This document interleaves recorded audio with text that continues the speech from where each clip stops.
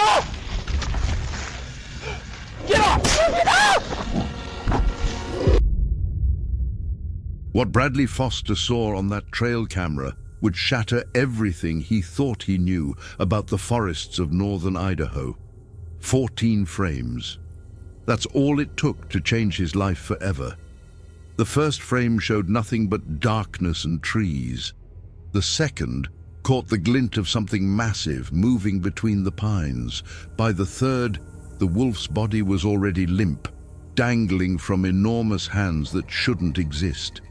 The eyes shine in frame 7, 2 orbs of reflected light that burned with an intelligence both ancient and utterly alien, would haunt every dream Bradley had for the rest of his life. But it was frame 11 that made him vomit the first time he saw it.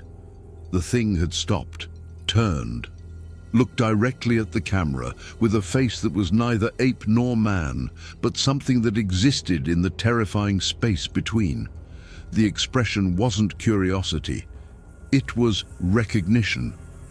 It knew it was being watched, and it didn't care. By frame 14, the forest was empty again, silent as a tomb, with only disturbed earth and drag marks leading deeper into the wilderness where no human had any business going. The wolf's blood looked black in the infrared flash. Bradley never went back to retrieve that camera. He couldn't, because 3 nights after he saw those images, something came to his cabin, something that remembered him, something that wanted him to know it could find him anywhere. This is the story of how a simple hunting trip in the Clearwater National Forest became a week-long nightmare that left Bradley Foster alive but broken, with nothing but his memory and the knowledge that humanity shares this world with something far older and infinitely more dangerous than we ever imagined. The story begins 6 days before the camera captured those 14 frames on a crisp October morning, when Bradley Foster thought his biggest concern was whether he'd tag an elk before the season ended. Bradley Foster had been planning this trip for 8 months. At 42 years old, he was a diesel mechanic from Lewiston, Idaho, a quiet man with calloused hands and a preference for the company of trees over people. His wife Sarah had died 3 years earlier from cancer, leaving him with a paid-off house, a Ford pickup truck, and a hollowness in his chest that only seemed to ease when he was deep in the woods. He had no children, few friends, and a job that paid the bills, but offered nothing resembling joy. The annual elk hunt in the Clearwater National Forest was the one thing he looked forward to all year. The 1 week where the silence of the wilderness replaced the silence of his empty home. He left Lewiston at 4 in the morning on October 15th, his truck loaded with gear he'd been checking and rechecking for weeks. The drive northeast took 3 hours, winding through increasingly remote terrain as civilization fell away behind him. The last town he passed through was Pierce, a dying logging community with more abandoned buildings than occupied ones. After Pierce, there was nothing but Forest Service roads, gravel giving way to dirt, the world narrowing to tunnel vision through walls of lodgepole pine and Douglas fir. His destination was a spot he'd scouted the previous spring, accessible only by a rough 2-track road that most hunters never bothered with. Too remote, too rough, too far from help if something went wrong. That was exactly why Bradley chose it. He wanted isolation. He wanted to be so far from other people that their noise couldn't follow him. The clearing he'd found sat at 7,200 feet elevation, nestled in a small valley with a creek running through it and good sight lines in all directions. Elk trails crisscrossed the area, and he'd seen fresh rubs on the trees, signs of a healthy bull population. He reached the clearing at 7:30, just as the sun was burning through the morning mist. The air was sharp and clean, carrying the scent of pine resin and damp earth. His breath plumed in front of his face. The temperature had dropped to 38 degrees overnight, and frost still clung to the grass in shadowed spots. perfect hunting weather. He spent the next 2 hours setting up camp, a routine he'd performed so many times it had become meditation. Canvas wall tent erected with military precision, cots assembled, Coleman stove positioned for maximum efficiency, food hung in bear bags 15 feet off the ground and 100 yards from camp. Every item had its place, every task completed with focused attention. By mid-morning, he was ready to scout the immediate area. He'd brought 4 trail cameras with him, high-end units with infrared night vision and burst photo capability. His plan was to position them on major game trails, let them run for a couple days to pattern the elk movement, then use that information to plan his hunt. The first 3 cameras went up without incident, screwed to trees at chest height along well-worn paths, where the earth was trampled smooth and scattered with pellet droppings. The 4th camera he carried deeper into the forest, following a drainage that ran perpendicular to the main valley. He'd seen this draw on satellite imagery before the trip and suspected it might be a travel corridor between bedding and feeding areas.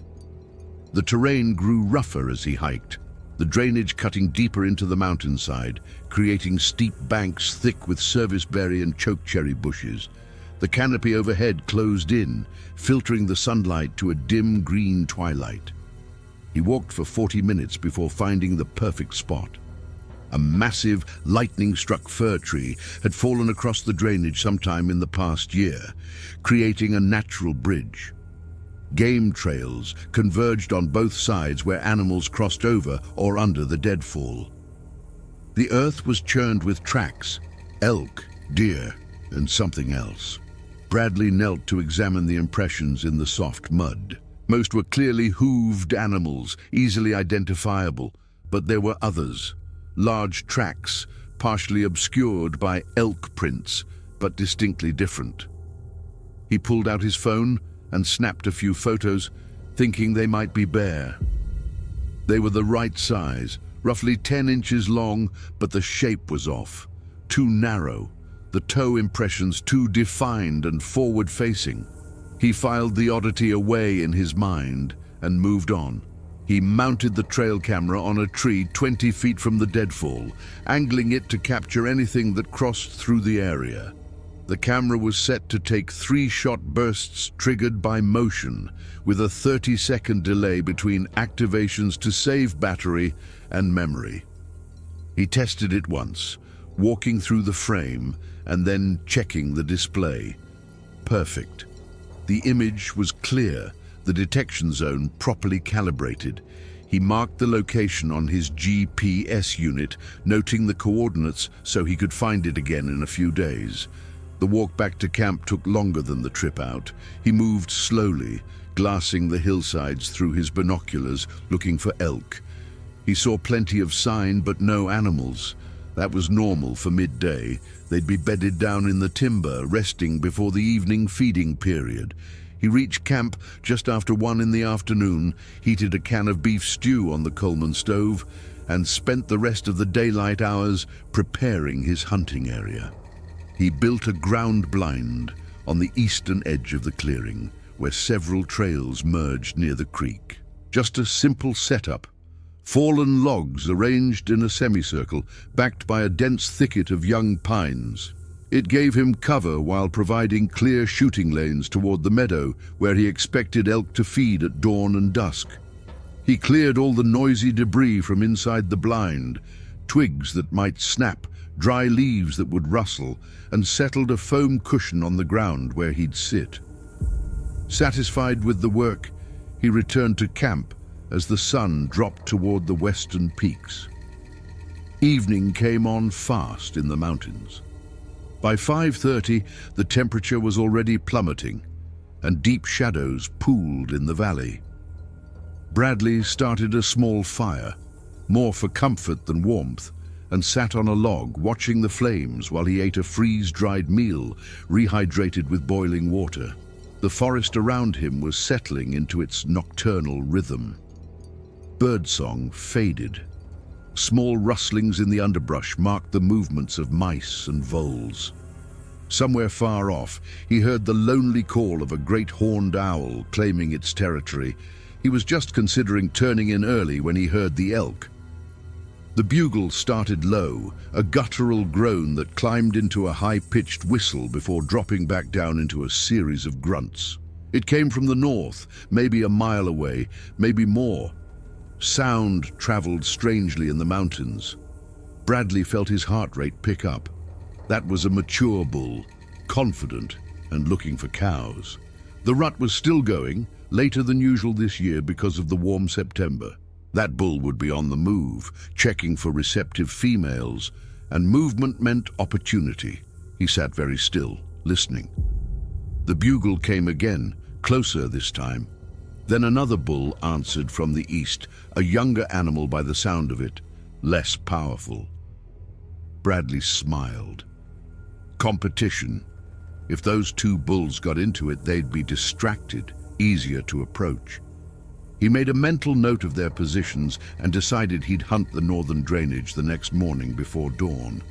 The fire burned down to coals. The temperature dropped into the low 30s. Bradley banked the fire, hung his boots from a tree branch to keep them from freezing, and crawled into his sleeping bag inside the tent. He fell asleep, listening to the creek and the wind in the pines, comfortable in the knowledge that he had a solid plan for the morning hunt. He didn't know that while he slept, something was already watching his camp from the darkness beyond the firelight. Something that had caught his scent on the wind and was now considering whether this new creature in its territory represented food, threat, or something requiring closer investigation. The thing in the darkness didn't move like a bear. Bears were noisy, crashing through underbrush with little concern for stealth. This moved with perfect silence, placing each massive foot with deliberate care, testing the ground before committing its weight. It circled the camp twice, staying well beyond the range of human vision, studying the tent, the hanging food bags, the smoldering fire. Its eyes reflected no light because it wasn't looking directly at anything that could reflect back. It observed from angles, from peripheral awareness, using senses humans had long since lost. The creature was old. Not in years, though it had seen at least 40 winters, but in the ancient way its kind was old. It belonged to a lineage that predated the forests themselves, that had watched the glaciers retreat and the mountains rise. It knew every inch of this drainage, every cave and cliff and hidden meadow.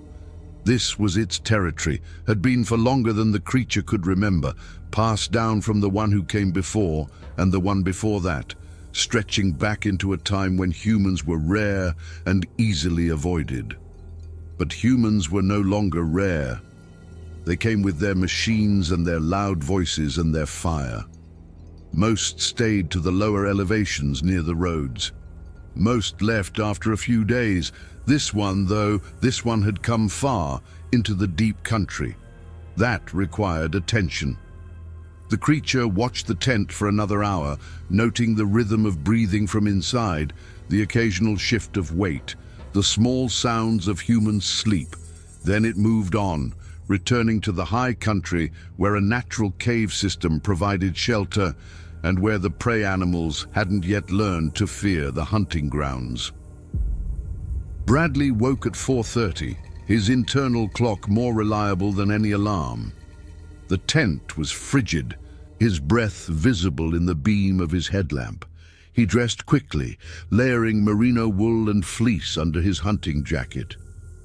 Outside, the stars were brilliant in a cloudless sky, and the frost on the grass crunched under his boots. The creek's burble sounded louder in the pre-dawn stillness. He ate a protein bar and drank instant coffee that tasted like battery acid, but delivered the caffeine he needed. By 5:15, he was moving north, following his planned route toward where he'd heard the bull bugle the night before. He moved slowly in the darkness, placing each step with care, stopping frequently to listen. The forest was quiet. Too quiet. He noticed it, but didn't yet understand what it meant. No bird calls, no squirrels chittering in the trees, just silence and the soft whisper of wind. He reached the drainage he was targeting just as the sky began to lighten in the east, that pre-dawn glow that turned the world grey and shadowless. He'd planned to get into position before the elk started moving from their bedding areas to feed, hopefully catching them in transition. He found a spot where a large boulder provided cover and settled in to wait, his rifle across his knees, his breathing slow and controlled. The light grew. Details emerged from the gloom. Trees became individuals instead of a black mass. He could see the draw in front of him, a natural funnel that elk would use if they were moving downhill. His fingers were numb despite his gloves. His nose ran. These discomforts were familiar, almost comforting. This was hunting, patient waiting in uncomfortable conditions, gambling that preparation and positioning would intersect with opportunity. But as the sun crept above the eastern ridge and full morning arrived, Bradley began to feel something unfamiliar, a prickling at the base of his skull, the sensation of being observed. He'd experienced it before while hunting, usually right before spotting the animal that was watching him. But this felt different, heavier, more focused. He scanned the forest around him, moving only his eyes, keeping his head still. Nothing, no movement, no shapes that didn't belong, just trees and rocks and the gentle slope of the mountainside. The feeling persisted. His heart rate elevated slightly. The primitive part of his brain, the part that remembered when humans were prey, was sending alarm signals his conscious mind didn't want to acknowledge. He stayed in position for another 2 hours, but no elk appeared. The drainage remained empty. At 8:30, he accepted that the morning hunt was a bust and began working his way back toward camp, taking a different route than his approach, hoping to jump deer or elk that might be bedded in the timber. He was halfway back when he found the kill site. The smell reached him first, copper and iron and something sour, blood, fresh blood. He approached cautiously, rifle ready, thinking he might find a lion kill or a bear's cache. What he found was worse. Tilk was a cow, probably weighed 400 pounds when alive. Now she was scattered across 30 feet of forest floor. Not scattered, torn. Parts of her. A leg here, still connected at the hip joint, but twisted at an impossible angle. Her ribcage there cracked open like a lobster shell, organs gone. The head was 10 feet away, neck vertebrae sheared clean through, eyes already clouded with death. Blood soaked the ground, so much blood it was pooled in low spots, attracting flies despite the cold. But it was the way she'd been torn apart that made Bradley's stomach clench. No animal he knew killed like this. Bears mauled and bit, leaving puncture wounds and claw marks. Lions went for the throat, killing quickly and efficiently. Wolves hamstrung and bled their prey through sustained attack. This was something else. This elk had been literally ripped apart, limbs separated from the body with such force that bones hadn't just broken, they'd splintered. Muscle tissue wasn't torn, it was shredded. And the strange thing, the thing that made him step back involuntarily, was that most of the meat was still there. This wasn't a feeding. This was violence for its own sake. He looked for tracks, found them in the blood-soaked earth. The same odd prints he'd seen at the trail camera site, only now there were dozens of them, moving in a circle around the kill site. He knelt for a closer look, pulling out his phone to photograph them. They were definitely not bear. 5 distinct toe impressions, forward-facing, with what looked like a pad structure similar to a human foot but much larger.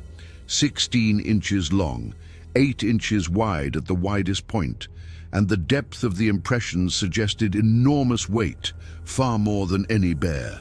The tracks led away to the northeast, deeper into the high country. Bradley had no intention of following them. Whatever had done this was nothing he wanted to encounter, and the fact that it had happened recently, the blood was still tacky, not yet dried, meant the animal might still be close. He took his photos, marked the location on his GPS, and got out of that area quickly, his rifle no longer feeling like adequate protection.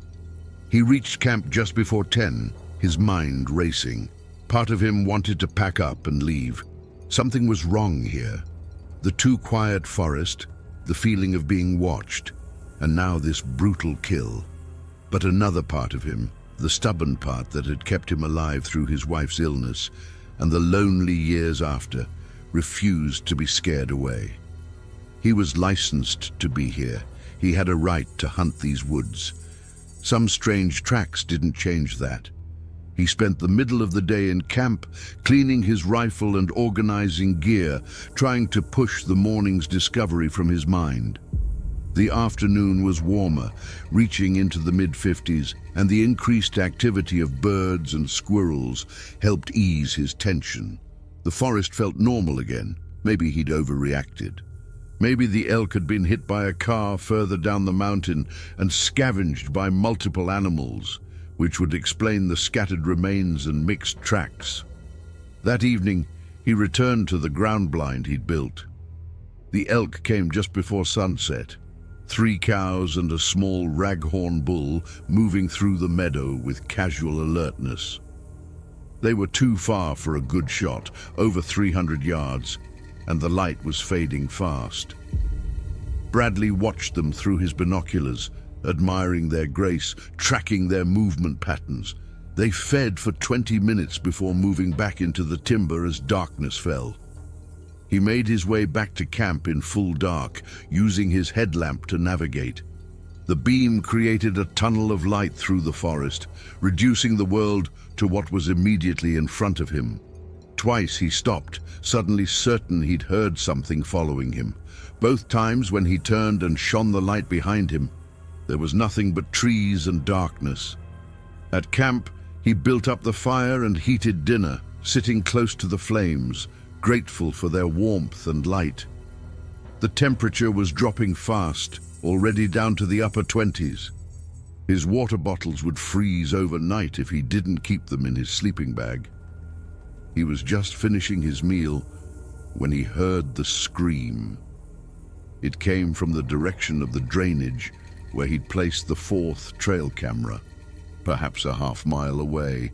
The sound was unlike anything Bradley had ever heard. It started as a low howl, almost like a wolf, then climbed in pitch and volume until it became a shriek that seemed to vibrate the air itself. It lasted 5 or 6 seconds before cutting off abruptly, leaving a silence so complete it felt physical. Bradley stood frozen, his spoon halfway to his mouth, his heart hammering. Every hair on his body was standing up. That was not an elk, not a lion, not a wolf or coyote or any animal he knew. It was wrong. The sound was wrong.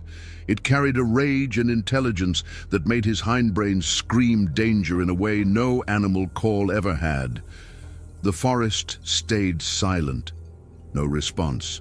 No echo, just the crackling of his fire and the distant murmur of the creek. He waited, listening so hard his ears rang. Nothing. 5 minutes passed. 10. The normal sounds of night slowly returned, wind, creek, the occasional rustle of small animals. He forced himself to finish eating, though his appetite was gone. He told himself it was just an animal. Mountains were full of animals. Strange sounds were normal. But his hands shook slightly as he cleaned his dishes, and he found himself constantly looking over his shoulder into the darkness beyond the firelight. That night, sleep came hard. Every sound outside the tent brought him to full alertness. The snapping of a branch, the crunch of frost as something moved through the underbrush. Once, around 2 in the morning, he heard something large circling the camp, its footsteps heavy and deliberate. He lay in his sleeping bag, his rifle across his chest, his breathing shallow, waiting for whatever it was to leave. It took 20 minutes before the sounds faded and the forest settled back into quietness. Dawn came as a relief.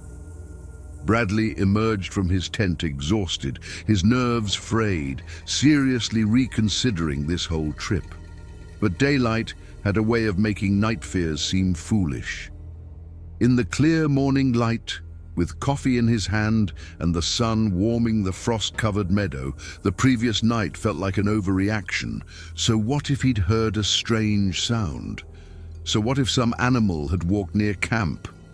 This was wilderness. These things were normal. He decided to check the trail cameras. If nothing else, it would give him something productive to do and help settle his nerves. The first 3 cameras were easy to reach, all within an hour's hike of camp. Each yielded good results.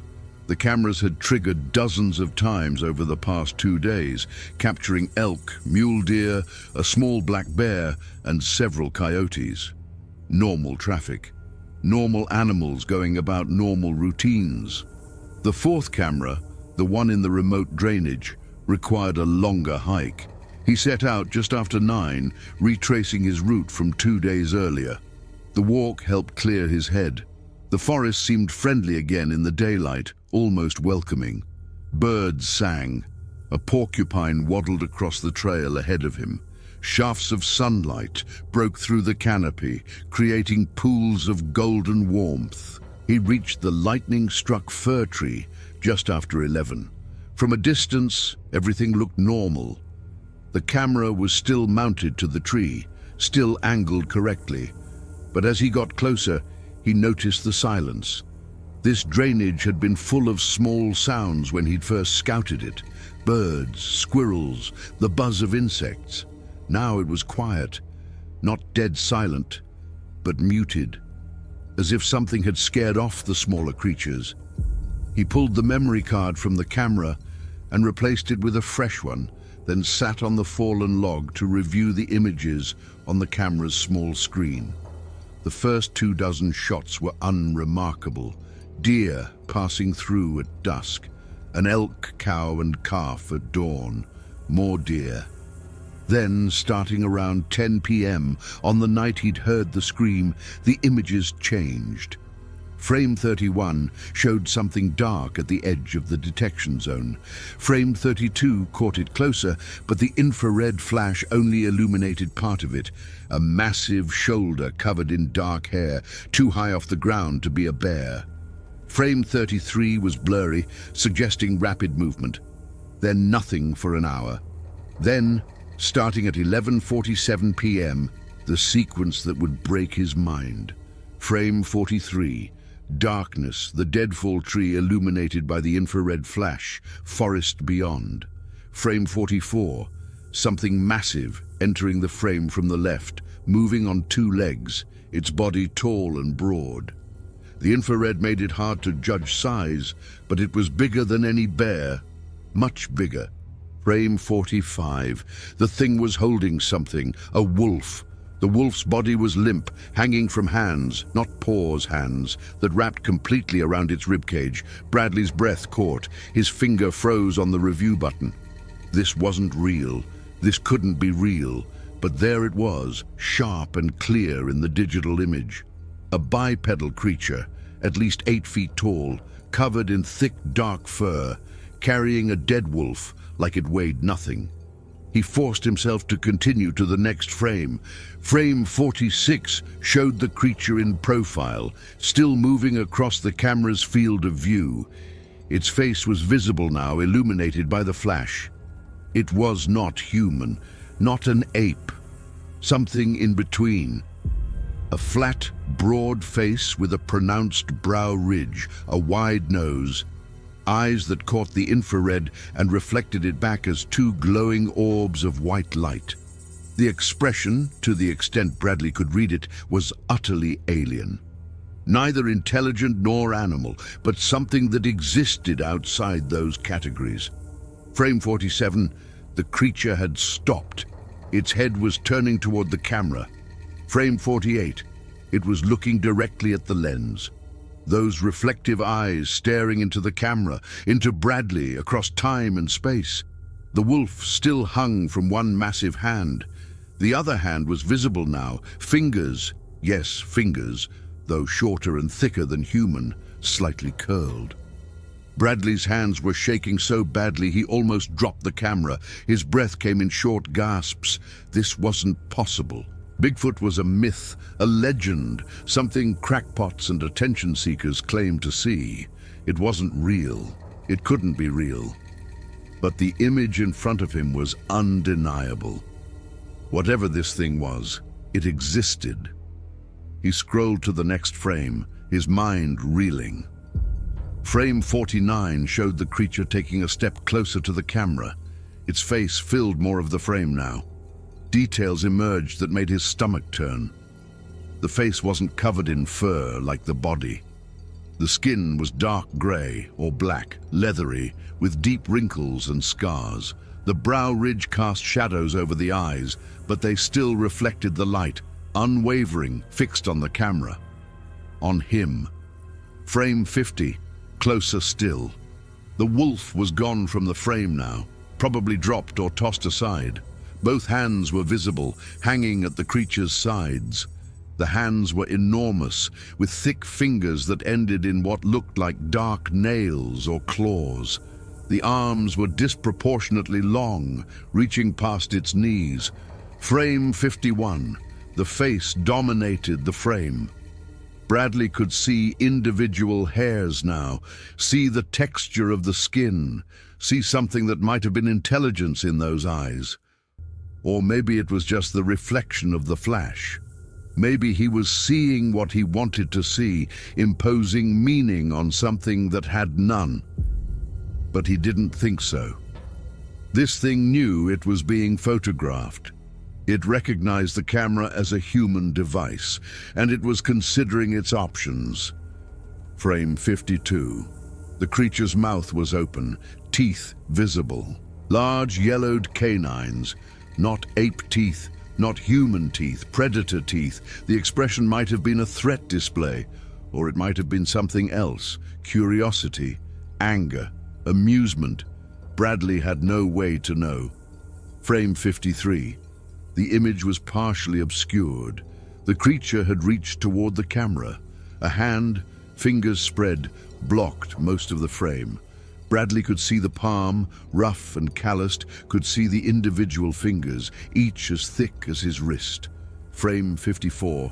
The camera angle had shifted. The tree must have moved, the whole tree, or the camera had been struck. The image showed sky and treetops, the frame askew. Then nothing, no more triggers that night.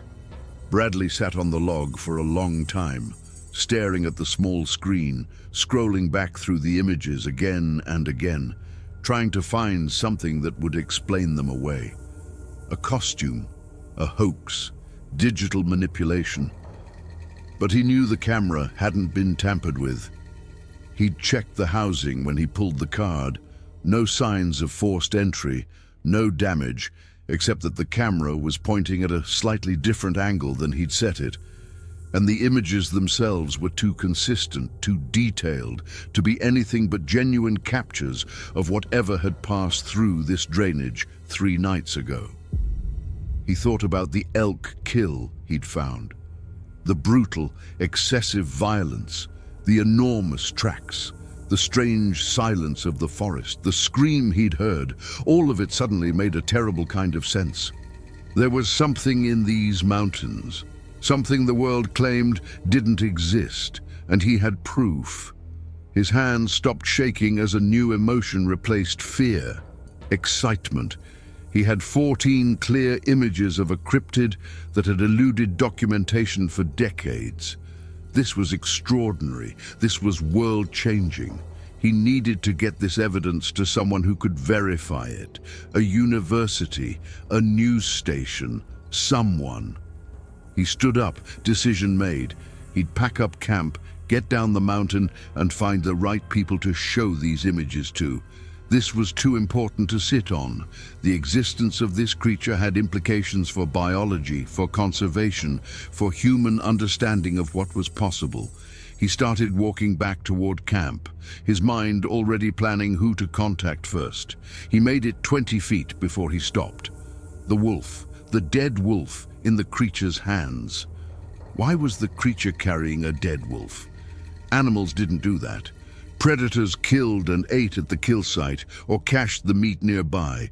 They didn't carry prey around unless they were bringing it somewhere, to a den, to a mate, to offspring. A new thought, cold and terrible, formed in his mind. If this creature had been carrying food back to its territory, and if Bradley had just captured it on camera, and if it had noticed the camera enough to reach out and touch it, then the creature knew exactly where that camera was, and it would know that someone had placed it there, someone who would eventually come back to check. Bradley's excitement drained away, replaced by a creeping dread. He looked around the drainage, really looked, seeing it now not as a remote, beautiful wilderness, but as a place where he was very far from help and very vulnerable. The silence of the forest took on a different quality, not peaceful, expectant. He started walking again, faster now, no longer admiring the scenery, no longer enjoying the solitude. He needed to get back to camp and get out of here. The evidence was important, yes, but so was being alive to share it. The terrain that had seemed friendly that morning now felt hostile, every shadow a potential hiding place, every sound a possible threat. The walk back took half the time of the approach. He was practically jogging by the time he saw his camp through the trees. Everything looked normal. The tent still standing, the fire ring cold, his food bags hanging where he'd left them. He went straight to the tent and began breaking down his gear, working with quick efficiency born of years of practice. He was rolling up his sleeping bag when he heard the footsteps. They came from the north, from the direction of the high country. Heavy, deliberate, not trying to be quiet but not crashing through the brush either, just walking, coming closer. Bradley froze, his sleeping bag half rolled in his arms, his breath caught in his chest. The footsteps stopped. Silence. He waited, not moving, barely breathing. Seconds stretched. Then he heard something else. Breathing. Deep, powerful inhalations and exhalations. The sound of something large drawing air into enormous lungs. It was close, maybe 30 yards away. On the other side of the tent. Bradley's rifle was leaning against a tree outside. He'd taken it off to work more efficiently. Stupid, so stupid. He was unarmed inside a canvas tent with something unknown and dangerous just yards away. Very slowly, with movements so small they were almost imperceptible, he reached for the hunting knife on his belt, 8 inches of steel, useless against what was out there but better than nothing. The breathing continued. In, out, regular, calm. Not the panting of an animal that had been running. This thing had walked here casually and was now standing there, just breathing, doing nothing else. Waiting. For what? Bradley's mind raced through options. Stay still and hope it leaves. Make noise and try to scare it away. Bolt from the tent and run for the truck. All of them were terrible options. He knew with certainty that lived in his bones that if this thing wanted him dead, he was dead. No weapon he possessed, no skill he had, would matter. The breathing stopped. The silence that followed was worse. At least with the breathing, he knew where it was. Now it could be anywhere, moving, circling, approaching. Then he heard it. A sound he would hear in his nightmares for the rest of his life. A low, rumbling vocalization that started deep in the chest and built in volume. Not a growl, not a roar. Something between a hum and a grunt, but with an undertone that vibrated his ribcage.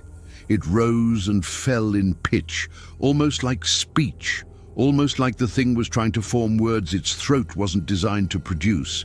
It lasted maybe 10 seconds before cutting off. Then the footsteps resumed, but they were moving away now, heading back north, back into the high country.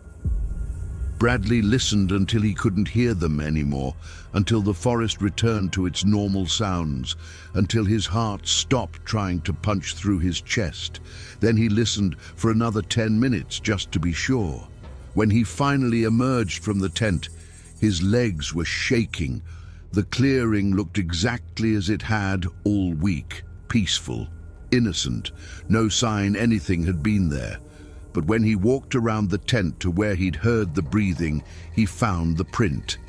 One perfect impression in a patch of soft earth near the tree line.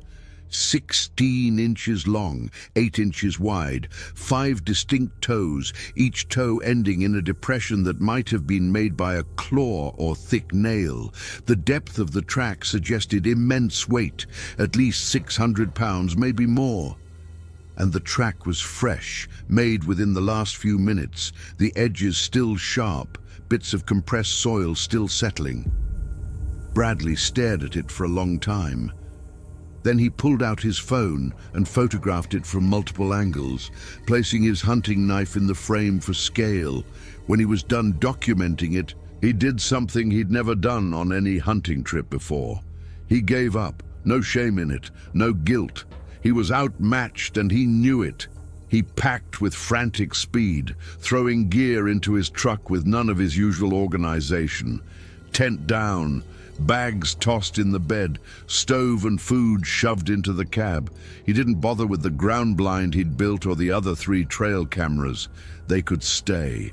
He wanted distance between himself and this place more than he wanted equipment.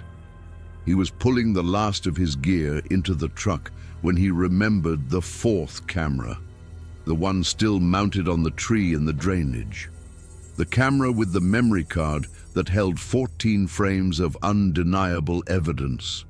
He couldn't leave it. This was too important. Despite everything his instincts screamed, he couldn't walk away from proof of what existed in these mountains. The internal debate lasted maybe 30 seconds. Then he was moving, grabbing his rifle, checking the chamber, starting back toward the drainage at a fast walk. He told himself he'd be quick, in and out, grab the camera and go. 10 minutes, maybe 15, he could do this. The forest felt different now. The afternoon sunlight seemed unable to penetrate the canopy as deeply. The shadows were longer, darker. Every sound made him turn, rifle raised, heart pounding. Twice he almost bolted back to camp, convinced something was following him. Both times he forced himself to continue. The camera, get the camera, then leave. He reached the lightning-struck tree, breathing hard, from exertion and fear. The camera was still there, still mounted, still pointing at that slightly off angle. He yanked it free from the tree, not bothering to unscrew it, just pulling hard until the mounting bracket broke. He shoved it into his pack, turned, and started back. He'd made it maybe 50 yards when he smelled it. The stench hit him like a physical blow. Rancid, organic. The smell of something that had never bathed, that lived in filth, that had rolled in death and decay and worse things. It was the smell of a wild animal, but amplified beyond anything natural. His eyes watered, his stomach heaved, and underneath the rank animal odor was something else, the fetid sweetness of rot, of meat left in the sun, of death.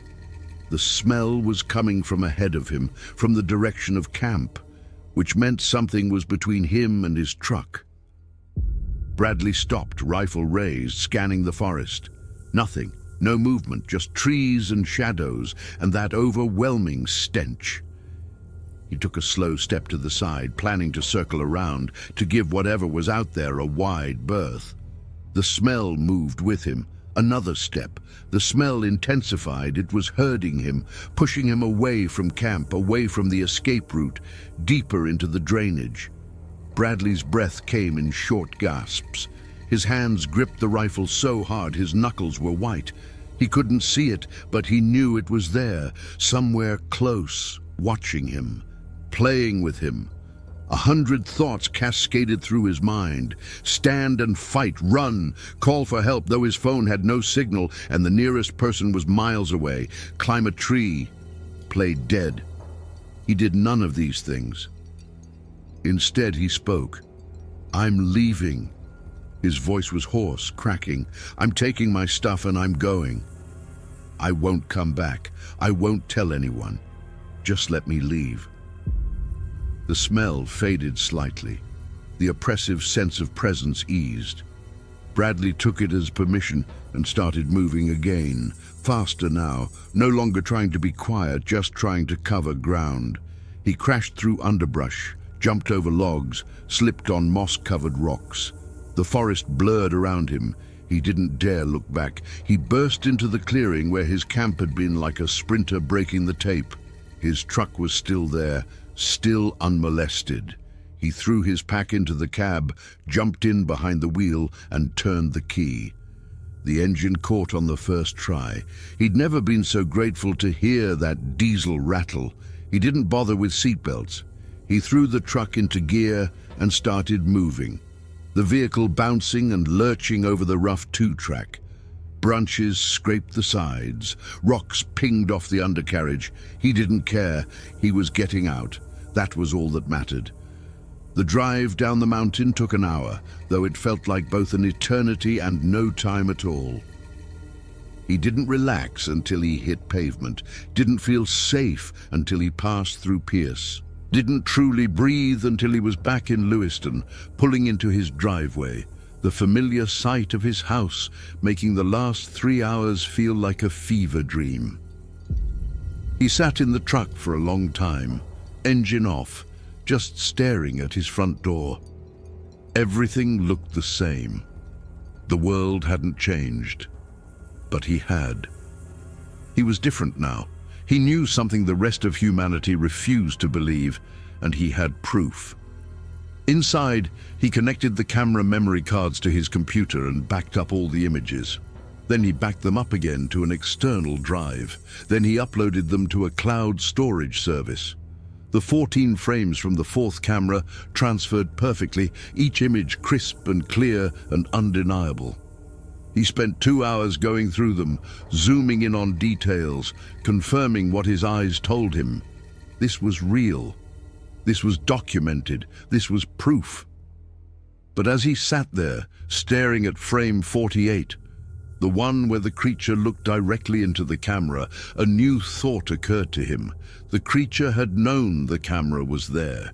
It had posed for it, deliberately let itself be photographed. Why would it do that? What did it gain? Unless it wanted to be seen, unless the photograph was a message, a declaration. "This is my territory. I know you were here. I let you leave. This time." Bradley closed the laptop. His excitement about sharing the images had evaporated. Every time he looked at that face, staring out of the frame, he remembered the sound of breathing outside his tent, the smell, the footsteps circling his camp at night. The thing had known where he was, could have killed him at any time, had chosen not to. Why? He spent the rest of the evening in a fog, going through the motions of normal life, shower, food, television. But nothing felt normal. The walls of his house felt too thin. The windows were too exposed. Every sound outside made him tense. He found himself checking the locks on the doors multiple times, even though he knew locks wouldn't matter. He tried to sleep, but couldn't. Every time he closed his eyes, he saw those reflective eyes staring back at him. He heard that vocalization, that almost speech, rumble. He smelled that stench. At 3 in the morning, he gave up on sleep and went to the living room, all the lights on, a baseball bat across his lap because his guns were in the safe, and he was too tired to remember the combination. The sun rose on his 4th day back in civilization. Bradley stood at his kitchen window, drinking coffee, looking out at the suburban street where his neighbors were walking dogs and collecting newspapers. Normal life, safe life. everything the forest hadn't been. He thought about the images on his computer, about what he should do with them. A week ago, the answer would have been obvious. Share them. Let the world know. But now, in the cold light of day, he wasn't sure. The thing in those photographs was real, which meant there might be more of them. How many? Where? What would happen if humanity went looking with serious resources and serious intent? He thought about that too quiet forest, about the brutal elk kill, about being watched and stalked and played with. These creatures, whatever they were, had avoided detection for so long because they were intelligent enough to do so. They weren't gentle forest dwellers living in harmony with nature. They were apex predators who tolerated humans as long as humans stayed out of certain areas and didn't look too closely. What happened when humans stopped tolerating them? He made a decision. He would keep the images. He would keep them safe. But he wouldn't share them. Not yet. Maybe not ever. This was bigger than personal glory or scientific discovery. This was about disturbing a balance that had held for millennia. These creatures had earned their secrecy. They'd earned it by being so effective at remaining hidden that the world considered them myths. Bradley finished his coffee and went to work. Life resumed its normal patterns. He fixed diesel engines, he paid his bills, he mowed his lawn, but he never went hunting again. He sold all his camping gear. When people asked why, he said he'd lost interest. No one pushed for details. The nightmares started 2 weeks after he got back. The same scenario each time. He's in the tent. He hears the breathing outside. He knows what's coming but can't move, can't scream, can't do anything but lie there while the footsteps circle closer and closer. Sometimes the tent walls start to glow with reflected eye shine. Sometimes he hears that vocalization. Sometimes he just smells the stench. He always wakes up before anything actually happens, but the fear stays with him for hours. He saw a therapist, told her he'd had a scary experience while camping, didn't elaborate. She prescribed sleeping pills. They helped with the quantity of sleep, but not the quality. The dreams persisted. 3 months after his return, on a January evening when the temperature in Lewiston hit 15 degrees and snow was falling in thick curtains, Bradley heard something outside his house. He was in the living room watching television with the volume too loud because he'd started doing that lately, filling his home with noise so the silence couldn't press in. The sound made it through the television noise, made it through the walls, a low, rumbling vocalization that vibrated the windows in their frames. He turned off the TV, sat very still, listening. The sound came again, from the backyard, that same almost speech pattern, the same undertones. But there was something different this time, not threatening, almost conversational, like it was calling to him or reminding him. Bradley went to the kitchen window and looked out into the snowy darkness. His yard backed up to a wooded lot, just 10 acres of scrub oak and chokecherry. Nothing compared to the vast wilderness of the Clearwater, but it was enough. The tree line was dark and impenetrable. He saw nothing, but he knew it was there. The vocalization came a third time, then silence. Then the sound of heavy footsteps moving away, crunching through the snow, fading into the distance. It had come. It had made its presence known, and it had left. The message was clear. I know where you are. I can find you anywhere. The mountains aren't the only place I exist. We are everywhere. We have always been everywhere, and now you know. Bradley stood at the window for an hour after the sounds faded, staring out at the falling snow, understanding finally that his life would never be normal again. He could delete the images, he could burn the memory cards, he could pretend it never happened, but the thing that had walked through his backyard wouldn't forget. It had marked him somehow, claimed him as something that existed in a liminal space between their world and the human world. He thought about telling someone, loading the images online, making an anonymous post. But what would be the point? Even with clear evidence, people would find ways to dismiss it. CGI costume hoax. The world had spent so long not believing that belief now seemed impossible. And maybe that was for the best. Maybe some things should remain in the shadows. Maybe humanity wasn't ready for the truth. The snow kept falling. Bradley kept watching. The night grew deeper. And somewhere in the darkness, beyond the lights and the safety of walls and the illusion of civilization, something watched back. Bradley Foster never went into the wilderness again. He lived out his life in Lewiston, growing old in a house he kept too lit and too loud. The images stayed on his hard drive, backed up and encrypted but never shared. Sometimes, late at night, he'd pull them up and look at them, studying that face in frame 48, trying to find something he'd missed, some explanation that would make it all make sense. He never found one. The creature in the photographs remained a mystery. What it was, where it came from, how many others existed, whether it was alone or part of something larger. These questions haunted him, but he never sought answers, because he already knew the only answer that mattered. They were here first. They had claimed this land long before roads and houses and people with cameras, and they tolerated humanity only as long as humanity stayed in its place and looked away when it needed to. Bradley had failed to look away. He'd seen too much, and for that, he'd been marked, tagged, remembered. The thing in the forest had let him live, but it had taken something in return. His peace, his certainty, his ability to ever feel truly safe again.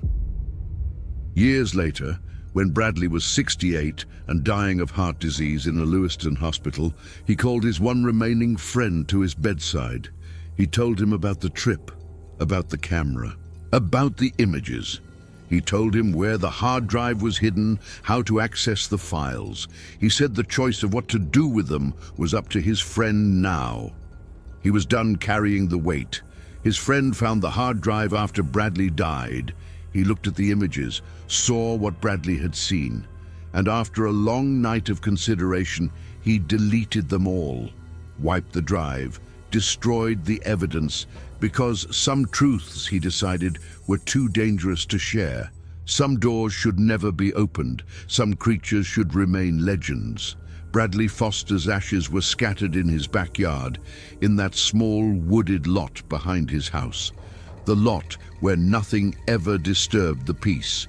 The lot where, on certain nights, if you were paying attention, you could still hear something large moving through the trees, watching, waiting, remembering. The forest keeps its secrets, the mountains remember. And in the deep wilderness of Idaho, in drainages no human visits, something still walks on two legs, carrying its prey, marking its territory, existing in the gaps of human knowledge. It doesn't need to be believed in. It doesn't need to be discovered. It simply is, and it always has been. That's the end of what we know, the end of what can be told. Bradley Foster went into the Clearwater National Forest looking for elk and came back having found something far older, far stranger, and far more dangerous. He got out alive. He was one of the lucky ones. The forest has claimed many others who weren't so fortunate, whose disappearances are explained away as accidents, as getting lost, as bad luck. But the forest knows different. The forest always knows, and so the mystery persists.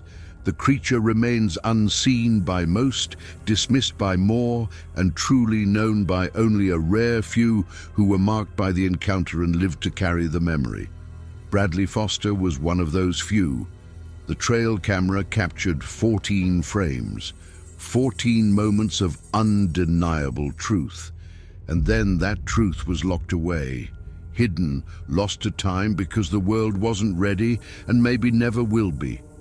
The mountains are vast, the wilderness is deep, And in the spaces between human understanding and animal instinct, something waits, something watches, something that predates our civilization and will outlast it.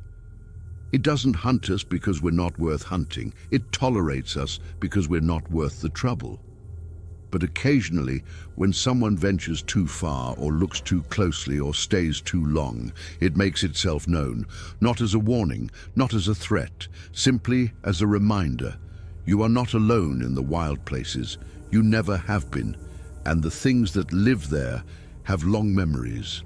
This is the story of Bradley Foster and what he found in the Clearwater National Forest in October of an unnamed year. It's documented in images no one will ever see and remembered by a man who took the secret to his grave. It's a story that ends with more questions than answers, more fear than understanding, more mystery than revelation. And perhaps that's how it should be. Perhaps some things are meant to remain unknown. Perhaps the gap between belief and reality is where certain truths live most comfortably. Perhaps the real question isn't whether Bigfoot exists, but whether humanity is ready to accept that the world is stranger, more dangerous, and more ancient than we've allowed ourselves to believe. Bradley Foster learned that answer. He learned it in 14 frames.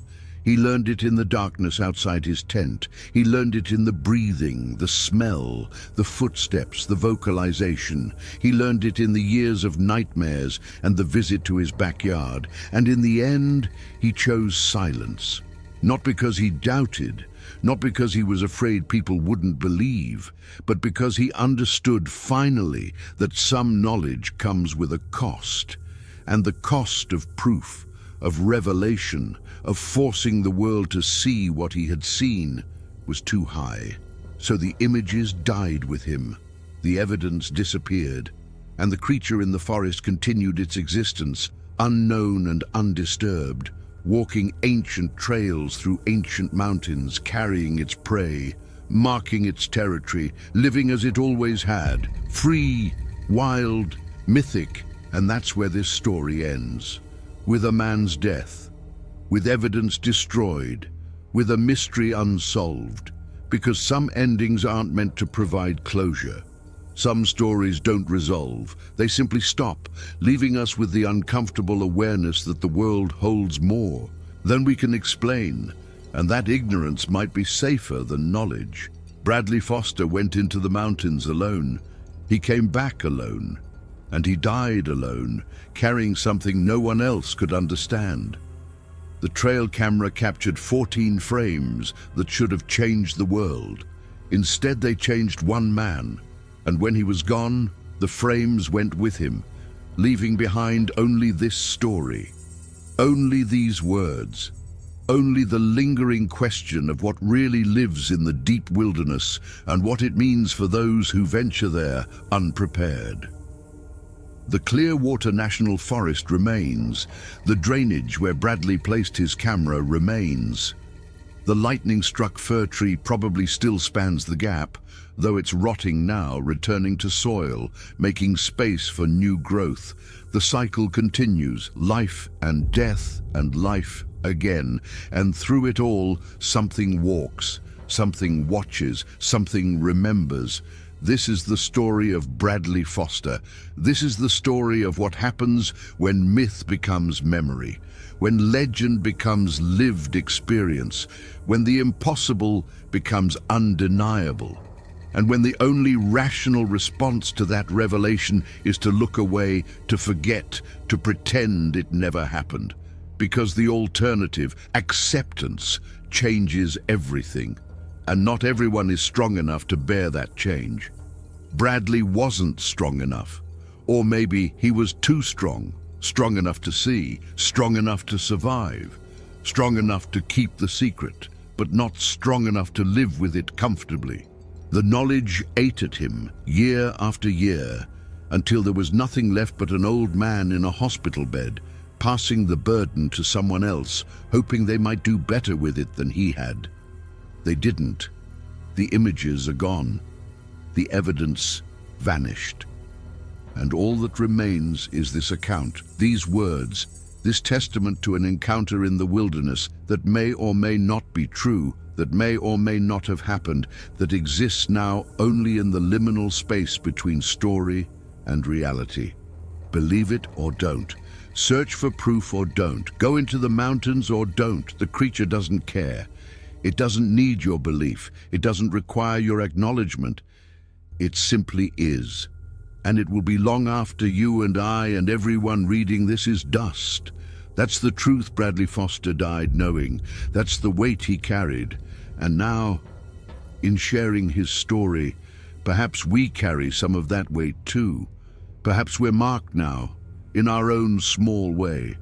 Perhaps the act of reading about that encounter has tagged us, made us aware, opened our eyes just enough to never quite close them again. Or perhaps this is just a story, just words, just another campfire tale meant to scare and entertain and remind us that the world is bigger and stranger than our daily lives suggest. Perhaps Bradley Foster never existed. Perhaps the trail camera was fiction. Perhaps everything written here is fabrication designed to scratch an itch we all have for mystery and wonder and terror. The choice of what to believe is yours. But if you go into the wilderness, if you venture far from roads and people and safety, remember this story. Remember Bradley Foster. Remember the 14 frames. Remember the breathing outside the tent. Remember the smell. Remember that some places are wild for reasons we don't fully understand, and that the absence of evidence is not evidence of absence. Something is out there. It always has been, and it always will be. Whether we acknowledge it or not, whether we believe it or not, whether we're ready for it or not, this is the story.